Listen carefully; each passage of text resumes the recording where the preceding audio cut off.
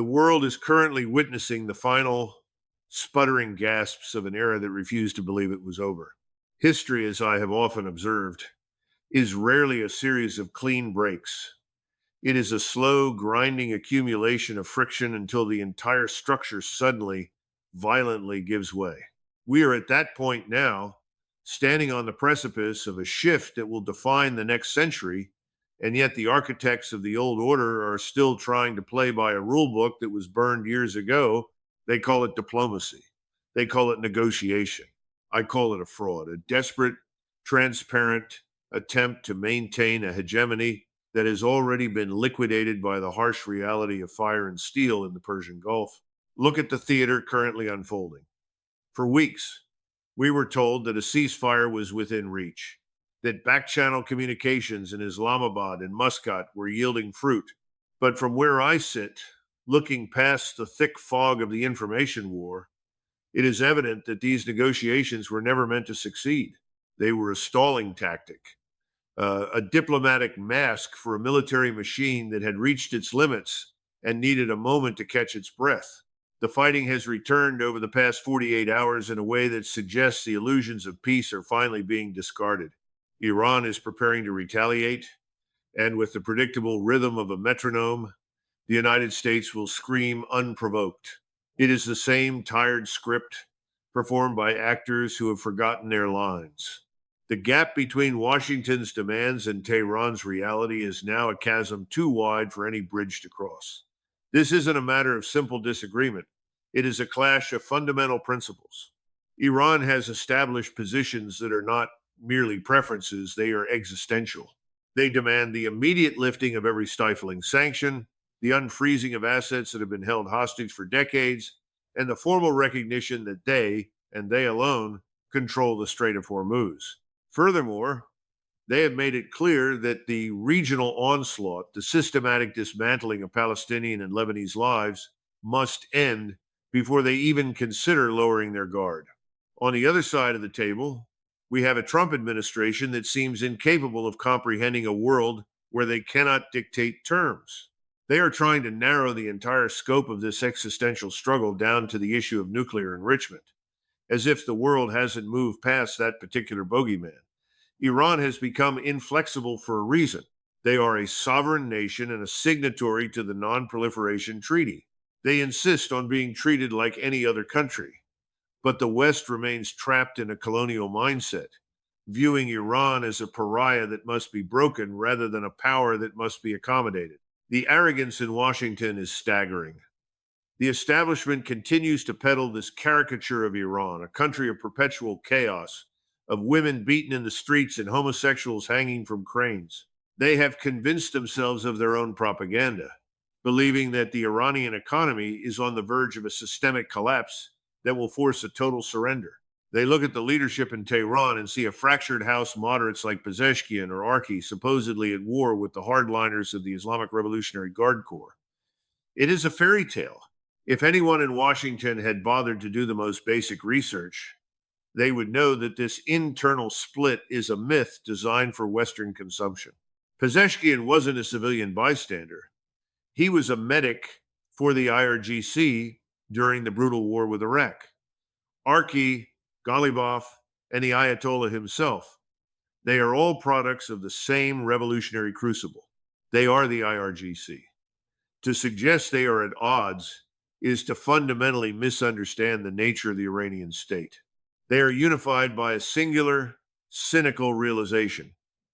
The West only respects power, and diplomacy is merely a weapon used to disarm the weak. While the United States pretends to have the Persian Gulf under a suffocating blockade, the reality on the ground tells a very different story. To the north, the Caspian Sea remains a wide open artery connecting Iran to Russia. In the east, the geopolitical landscape has shifted beneath our feet.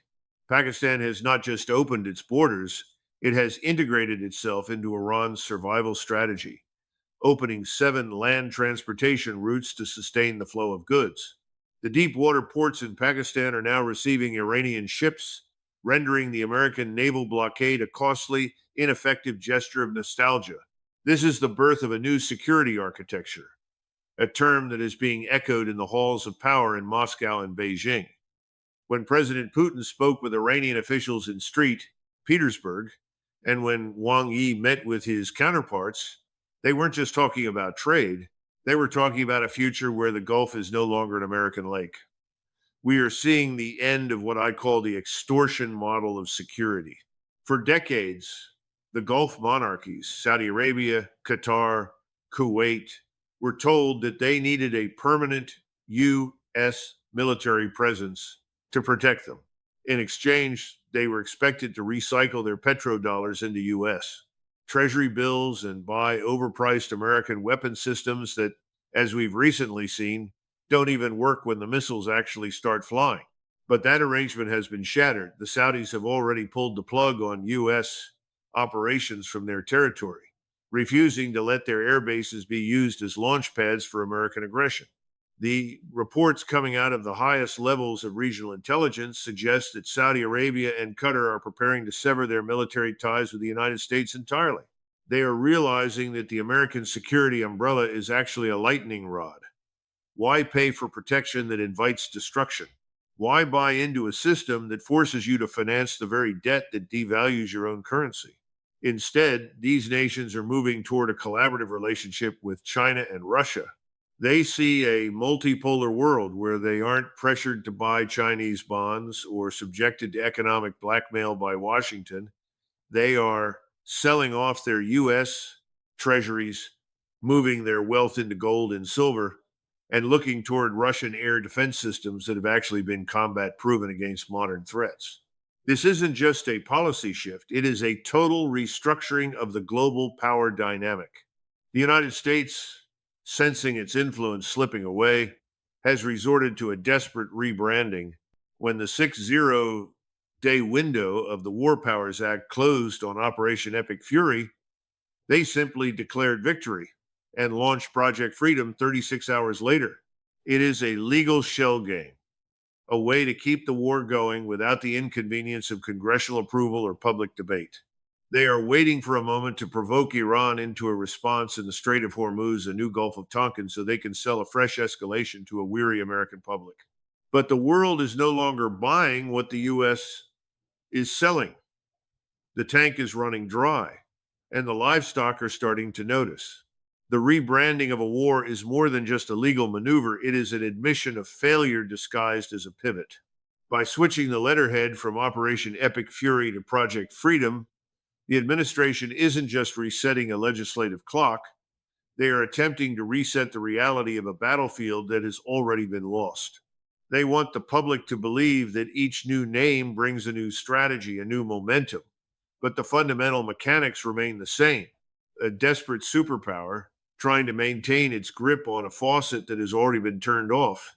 And it is this analogy of the faucet that best illustrates the coming economic nightmare that the West is currently ignoring in its pursuit of geopolitical theater. Think of the global energy and commodity market as a massive water tank. This tank is connected to watering troughs for livestock, the global economies that depend on the steady flow of resources to survive. For decades, the faucet has been turned on, keeping the levels high. The livestock come and drink, oblivious to the source. But on the day this conflict truly escalated, that faucet was turned off. Now, look at the troughs. There is still water in them. The animals are still drinking. To the casual observer, everything looks normal. But beneath the surface, the level in the tank is falling. It falls from full to 3/4 to half. We are now at the point where the pipe is starting to draw air. The tankers that were already at sea when the strait was closed have arrived and been emptied. The strategic reserves are being drained to simulate a steady flow. But when that tank hits zero, there is no plan B. There is no alternative faucet. The sheer scale of what is being lost in the Persian Gulf is almost impossible for the average Western consumer to grasp. We aren't just talking about oil, though 32% of the world's supply originates here. We are talking about the very foundations of modern civilization. 20% of the world's liquefied natural gas flows through these waters. 36% of the world's fertilizer, the literal fuel for global caloric intake, comes from this region. Then there is Qatar, a country that most Americans couldn't find on a map, yet it provides 33% of the world's helium. Without helium, you don't have semiconductor manufacturing, you don't have high end medical imaging, you don't have the technical spine of the 21st century. Qatar is also a primary supplier of sulfur for metal ore processing and petroleum refining. When you shut down the Gulf, you aren't just raising the price of gas at the pump, you are shutting down the global industrial machine. Yet, if you look at the markets today, you see a strange, almost hypnotic calm. Trump stands at the podium and speaks of victory, of Iranians begging for a deal, of markets being talked down. It is a masterclass in deception. By releasing strategic reserves, the U.S. and Japan have artificially dampened the price of oil, creating an illusion of stability. In any rational economic model, a dramatic fall in supply coupled with steady demand should send prices into the stratosphere. Instead, we see the opposite. It's a parlor trick. The strategic reserves are meant to be a ceiling, a way to stabilize prices during a temporary disruption. But using them when there is no political solution in sight, when the faucet is permanently closed, is an act of economic suicide. It's not decisiveness, it's a lack of a plan. Once those reserves are gone, the dampening effect vanishes, and the price will not just rise, it will explode. I've spent enough time in the halls of academia and the corridors of intelligence to know that the markets are no longer a reflection of supply and demand. They are manipulated theater. While the futures markets show one price, the reality on the water is very different. I am seeing reports of Iranian oil being sold for $150, even $160 a barrel, paid for in currencies that bypass the dollar entirely. Iran isn't starving, it is thriving on the very scarcity the West tried to impose. Their economy is actually in better shape now than it was a year ago because the price of their primary export has quadrupled in real terms. The tragedy of the American position is that it is built on a foundation of lies fed to the leadership by ideological echo chambers, like the Foundation for Defense of Democracies or a compromised CIA. They have convinced Trump and his cabinet men, like Rubio and Hegseth, that Iran is a house of cards. They believe that if they just apply a little more pressure, if they keep the oil in the tanks until the systems collapse, the Iranian people will rise up and the leadership will fracture. They are blind to the 7 transportation routes Pakistan has opened. They ignore the rail lines from China passing through Turkmenistan. They refuse to see that Iran has already integrated itself into a continental trade network that the U.S. Navy cannot reach. This blindness extends to the military reality on the ground. The administration continues to claim that only a few missiles got through, that the damage was minimal. But the truth is leaking out. Even through the cracks of the corporate media, we now know that at least 2 radar systems, each costing over $1 billion, were vaporized in the opening exchanges. This didn't just damage a base, it blinded the entire regional defense network. For days, the U.S. and Israel were unable to see launches coming out of Iran, forced to rely on aging AWACS platforms to fill the gap. Fifth Fleet headquarters in Bahrain is a ghost town. The Combined Air Operations Center in Qatar is effectively shut down. The infrastructure that sustained American hegemony in the Middle East for 40 years has been physically dismantled. The Gulf states see this. They see that the Patriot missile batteries they were extorted into buying are useless against a coordinated Iranian swarm. They see that the U.S. can no longer guarantee the safety of their ports or their palaces. This is why the Saudis and the Qataris are looking north and east. They are realizing that their survival depends on a security with Iran rather than a security against Iran. The era of the American protectorate is over, and what is replacing it is a cynical, cold-blooded cooperation between the regional powers and the new arbiters of the multipolar world, Russia and China. Russia, in particular, has played this masterfully. While the West bleeds itself dry in a rebranded war, Moscow's oil revenues are soaring. They are watching the U.S. deplete its stock of critical munitions, forcing Washington to go back to Congress for billions more to line the pockets of the defense contractors. It is a cycle of managed decline. The U.S. is trading its long term strategic solvency for short term political optics, while the rest of the world prepares for the moment the water tank finally runs dry. The vacuum left by the drying tank of American influence is being filled by something the West refuses to name, but the East is already building. It is a new security architecture, a phrase that carries the weight of a changing world order. For decades, the architecture of the Middle East was built on a foundation of exclusion and division, a hegemonic system designed to isolate Iran while keeping the Gulf monarchies dependent and compliant. But that system was always a zero-sum game, a block system that pushed the world toward conflict rather than stability. You cannot have a stable security arrangement in a region while excluding its largest country in terms of population, territory, and military reach. It is as absurd as trying to organize the security of Europe while excluding Russia. Yet, that is exactly what the unipolar era attempted to do. Now, as that era ends, the inclusive security architecture being whispered about in St. Petersburg and Beijing is becoming a physical reality. It is a system that recognizes the security interests of opponents rather than just allies.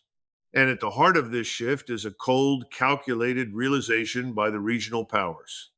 The Americans can no longer protect them, and the Iranians can no longer be ignored. The Iranians have learned the hard way that diplomacy with the West is a trap. They look back at the nuclear agreement, the JCPOA, and they see a masterclass in bad faith. They fulfilled their obligations, they accepted intrusive inspections, and in return, they received nothing but more sanctions and a unilateral American withdrawal. That was the trust me, bro phase of negotiations, as one Iranian official recently put it, and that phase is dead. Without trust, there is only the hard option. This is why Iran will never, under any circumstances, relinquish its control over the Strait of Hormuz. To do so would be to discard the only leverage they have in a world that only respects the threat of economic strangulation.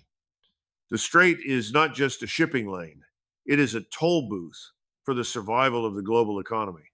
If Iran can put up a toll not just in money, but in political concessions, they can effectively dictate the behavior of every state that hosts a U.S. base. They can create systemic incentives for these countries to abandon the American military presence and the petrodollar. If hosting a U.S. base means your oil carries a punitive toll or your goods are blocked, the choice for a rational state becomes very simple, very quickly. It is fascinating to watch the United Arab Emirates in this context. While Saudi Arabia and Qatar are quietly negotiating their exit from the American orbit, the UAE seems prepared to go all the way in the opposite direction. I liken it to Spain in August 1944. The Americans and the British had retaken Paris. The Allies were in Rome. The Nazi Axis was in a full bloody retreat. And yet, imagine if Spain had chosen that moment to sign up with Germany and Italy. That is the strategic brilliance of the UAE right now. They are doubling down on a retreating power, gambling their future on an American-Israeli alliance that has just demonstrated it cannot even secure a handful of desert bases against Iranian drones and missiles. It is an act of economic and political desperation, perhaps fueled by the looming shadow of the Epstein files and the leverage those files provide over prominent Emiratis, but it is a gamble they are destined to lose. The hypocrisy of the West's legal arguments in this conflict is particularly telling. They scream about international law and the Non-Proliferation Treaty when it comes to Iran's enrichment program, yet they conveniently ignore the very treaty they cite. Under the NPT, while non-nuclear states agree not to acquire weapons, they are guaranteed the right to a civilian nuclear program.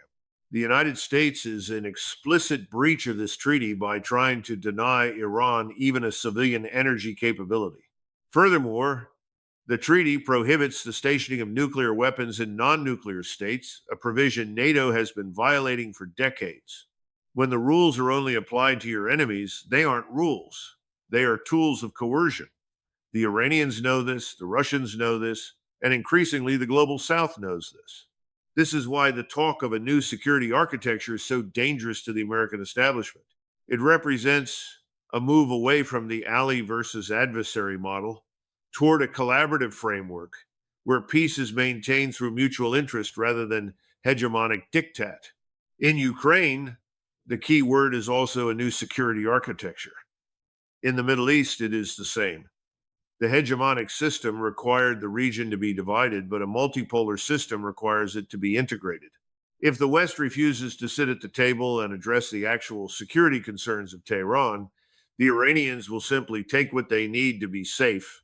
They will take Hormuz, they will take the regional bases, and they will take the future of the Gulf.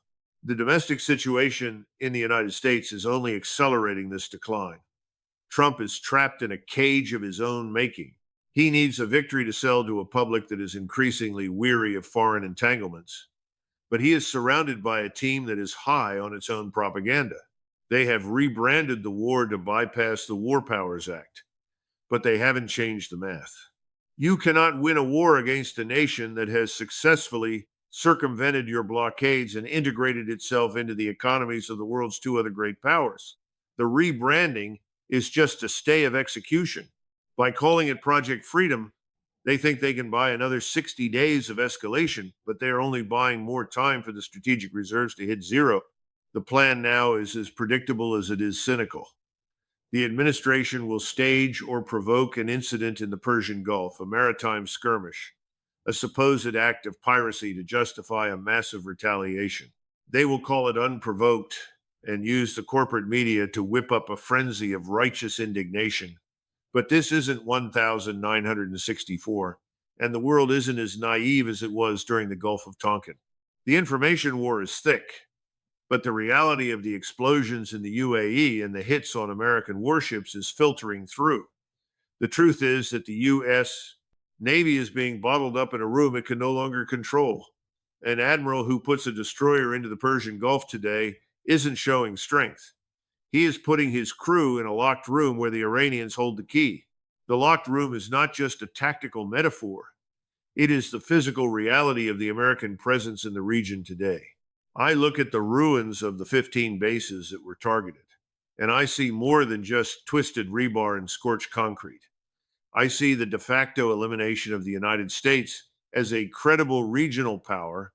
For decades, the presence of these bases was sold as a tripwire, a promise that if an ally were attacked, the full might of the American military would descend like a hammer. But when the missiles actually rained down, that tripwire didn't trigger a victory, it triggered a retreat. Personnel have been withdrawn, sensitive equipment has been moved, and the key radars that once provided a sense of invincibility have been reduced to scrap. This collapse of the physical infrastructure has exposed the true nature of the old security architecture. It was never about protection. It was a sophisticated form of extortion. The arrangement was simple. The U.S. provides the security, and in exchange, these nations recycle their wealth into U.S. Treasury bills and purchase American weapon systems. It was a cycle that kept the dollar afloat and the defense contractors fat. But when the Saudis and Qataris look at the rubble of those bases, they see a failed product. They are realizing that they have been paying for an umbrella that disappears the moment it starts to rain. This is why we are seeing a mass exodus from U.S. debt. The Gulf countries are selling off their T-bills, no longer willing to finance the very hegemony that failed them.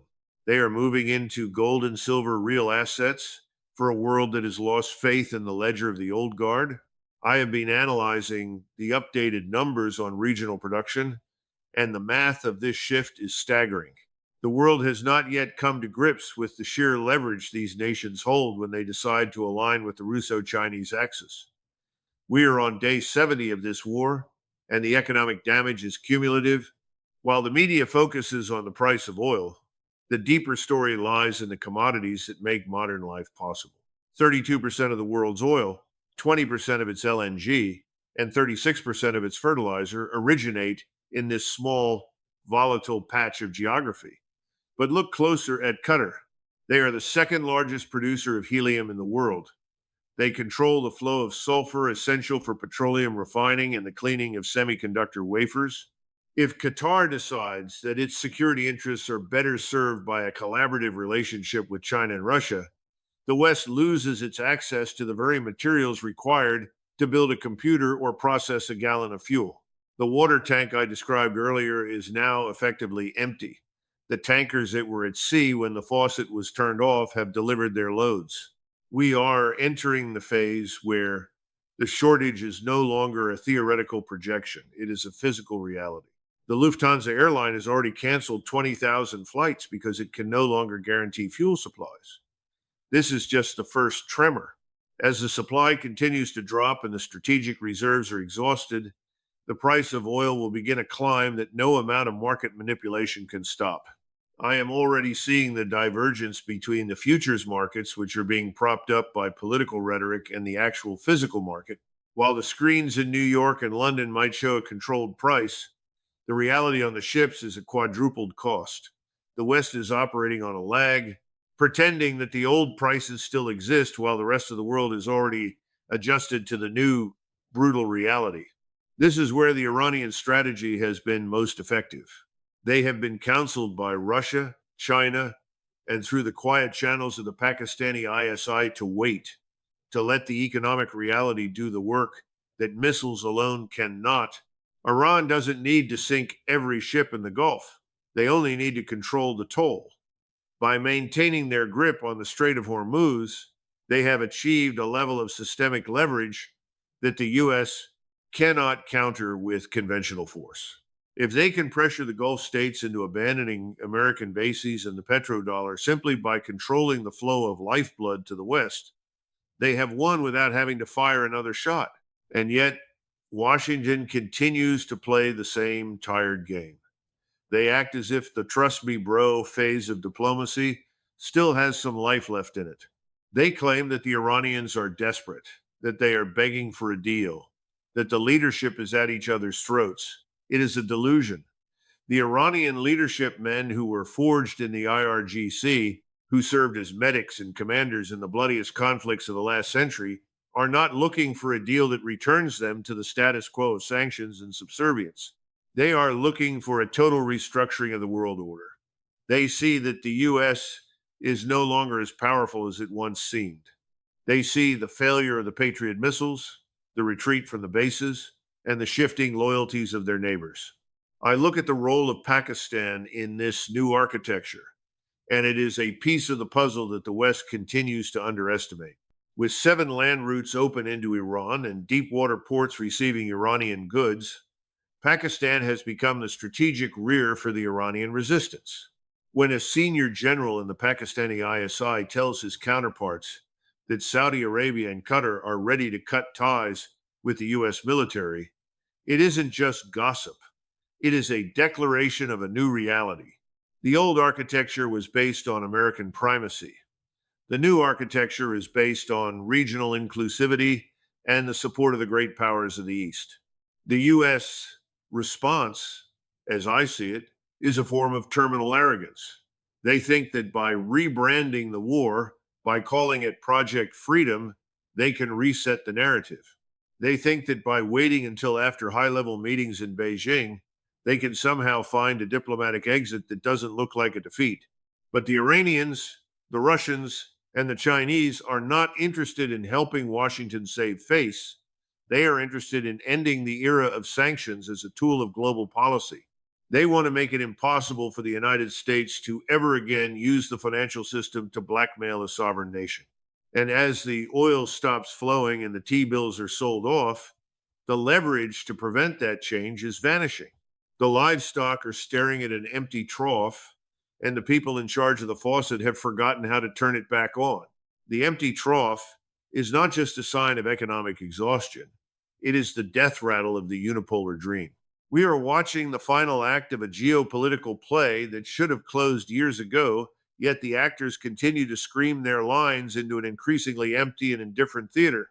The branding of these conflicts, from the cinematic overtones of Operation Epic Fury to the hollow optimism of Project Freedom, is a desperate attempt to maintain the illusion of control over a reality that has already escaped Washington's grasp. History, as I have always maintained, is not moved by marketing or the clever rebranding of failed policies. History is moved by the hard, unforgiving reality of resources, the unyielding facts of geography, and the brutal exercise of will. Right now, that power is shifting east with a velocity that the Western establishment is fundamentally, perhaps even willfully, unprepared to handle. I find a certain grim intellectual amusement in the words of Mohammed Bagher Ghalibaf, who recently noted that the trust me bro phase of U.S. negotiations is finally over. It is a crude, modern phrasing for an ancient and cynical truth. When trust has been methodically burned to the ground by decades of bad faith, only the cold, hard mechanics of leverage remain. The Iranians have reached a point of strategic clarity that the West still lacks. They have seen the JCPOA shredded by the very nation that proposed it. They have watched their national assets frozen and held hostage, despite their technical compliance with every intrusive inspection. They have witnessed the United States use the international financial system not as a neutral medium of exchange, but as a weapon of slow motion economic execution. Consequently, they are no longer interested in a deal that is dependent on the volatile whims of a 4-year electoral cycle in Washington or the shifting moods of a populist president. Their objective, and more importantly, the shared objective of their silent partners in Moscow and Beijing, is the total neutralization of the sanction mechanism itself. They are not merely looking for temporary relief or a seat at a table where the deck is stacked against them. They are looking to build an entirely alternative global economy, one where the U.S. Treasury has no jurisdiction and no power to extort sovereign nations. And by all measurable metrics, they are succeeding. By integrating Iran into the emerging security architecture of the Gulf, Russia and China are not just protecting a regional partner. They are systematically decapitating the dollar's primary weapon of global coercion. This is the ultimate irony of the American position in the 21st century. In its obsessive attempt to isolate Iran, the United States has instead isolated itself from the new, vibrant centers of global production and trade. While Washington remains fixated on domestic optics and the branding of its military maneuvers, Russia is reaping the rewards of soaring energy revenues and a Western arsenal that is being rapidly depleted of its most critical munitions. China, meanwhile, is quietly securing the commodities, the helium for its semiconductors, the sulfur for its refineries, the fertilizer for its food security that will fuel its dominance in the next century. They are the ones managing this transition with a strategic patience that is entirely absent from the reactive, chaotic halls of the Trump administration. They want an end to this war, certainly, but only on terms that fundamentally and permanently diminish the American presence in the region. They want the commodity markets open and flowing again, but they want them flowing through a security architecture where the United States is merely a customer, not the self-appointed gatekeeper. The choices facing the powerful today are stark. Yet the leadership in the West remains blinded by a sense of historical inevitability that died in the ruins of the 20th century. They truly believe they can simply talk up the markets and talk down the Iranians, ignoring the physical reality that you cannot eat rhetoric or fuel a multi-billion-dollar carrier strike group with a tweet. The hubris required to continue pushing this maximum pressure campaign despite its manifest and public failure is a symptom of a systemic civilizational decline. It is the behavior of a gambler who has lost his shirt, his shoes, and his house, and is now betting his very skin on a final, desperate hand. The tragedy is that the stakes are no longer just the pride of a single administration or the legacy of a particular leader. The stakes are the economic stability and the industrial survival of the entire Western world. We are witnessing the birth of a multipolar world, not through a peaceful, negotiated transition of power, but through a series of violent economic and geopolitical shocks that are breaking the old system apart. The inclusive security architecture being whispered about in the corridors of power is a recognition that the old order of allies and adversaries is obsolete and dangerous. In this new world, You do not seek security against your opponent by building walls and bases. You seek security with them, because the alternative is a mutual collapse that even the strongest nation cannot survive. But the West, trapped in its own mythology of exceptionalism and primacy, cannot conceive of a world where it is not the ultimate arbiter of all things. It would rather watch the system burn to the ground than see it managed by others who do not subscribe to its dictates. It is time to look past the slogans of Project Freedom and the choreographed victory declarations that fill the corporate airwaves. The reality of our era is found in the massive selling off of U.S. Treasury bills by the Gulf monarchies. It is found in the silent movements of gold and silver as nations seek refuge from a devaluing dollar. It is found in the 7 land routes through Pakistan that have rendered the U.S. Navy's blockades little more than a costly naval exercise. The world order is changing, and it is doing so with a cynical disregard for the feelings or the prestige of those it leaves behind. Power is shifting decisively to those who control the physical faucet and the maritime toll booths, not to those who merely shout at the empty troughs. The Iranian leadership, men like Pezeshkian and Galibaf, who were forged in the literal fire of the IRGC, know exactly where the leverage lies. They know that the U.S. cannot afford a long war of attrition when its strategic reserves are hitting zero and its domestic public is weary of endless skirmishes that never end in peace. They have watched the Patriot missiles fail and the billion-dollar radars vanish, and they have reached the logical conclusion: the emperor has no clothes. And more importantly, he has no more water in his tank. The trust me, bro era is indeed over, replaced by a world of hard borders, sovereign control, and the cold reality of the Strait of Hormuz. I urge you to discard the comforting narratives fed to you by the corporate machines.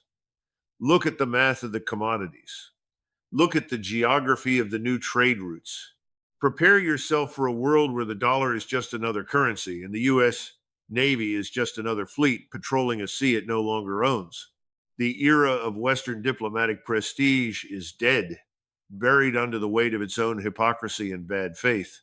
What comes next will be defined by those who have the courage to face the world as it actually is, not as they wish it to be in their fever dreams of a vanished hegemony.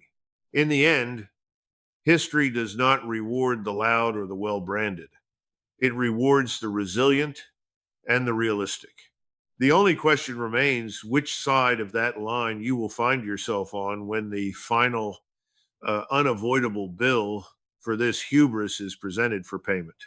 Is the cost of maintaining the illusion of a dying hegemony truly worth the total and permanent destruction of the global economic system that once sustained your prosperity? Can a nation built on the mythology of permanent primacy ever truly learn to adapt to a world where it is merely one power among many? Or is it destined to burn itself out in a final, futile attempt to turn back the clock of history?